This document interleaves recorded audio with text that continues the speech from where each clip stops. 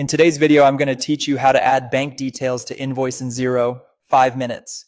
First, open Xero and sign in. Click Login, enter your email and password, and complete any verification prompts your account uses. Click Login again to land on your dashboard. If you have multiple organizations, make sure you're in the right one before moving on. From the dashboard, head to the business menu, then select Invoices. On the Invoices page, click New Invoice to start a fresh one. Begin by choosing or adding your contact. Filling in the contact first helps Xero pull through any saved details. Next, complete the key fields of the invoice, the date, due date, reference or invoice number if needed, and the line items with descriptions, quantities, prices, and tax settings.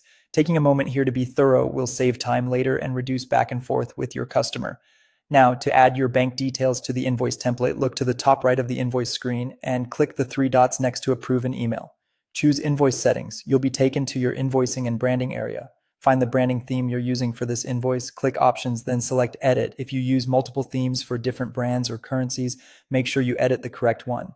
Inside the editor, scroll to the Terms and Payment Advice section. This is where you'll place the bank details you want customers to see. Add the information clearly and concisely, for example, account name, account number, and any regional details like sort code, BSB, IBAN, or SWIFT bits if you accept international payments. Include a short payment reference instruction such as use invoice number as the payment reference so you can match payments quickly. Keep it professional, avoid extra sensitive information, and use line breaks for readability. When you're happy with the wording, save your changes.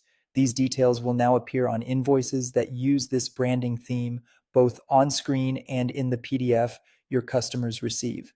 If you don't see the update on your current invoice, check that the invoice is using the same theme you just edited. Back on your draft invoice, give everything a quick review. You can preview the invoice to confirm your bank details display correctly. When everything looks good, proceed with your usual approval and sending process. And that's it. You've signed in, created an invoice, opened invoice settings, edited your branding theme, and added bank details under terms and payment advice so customers know exactly how to pay.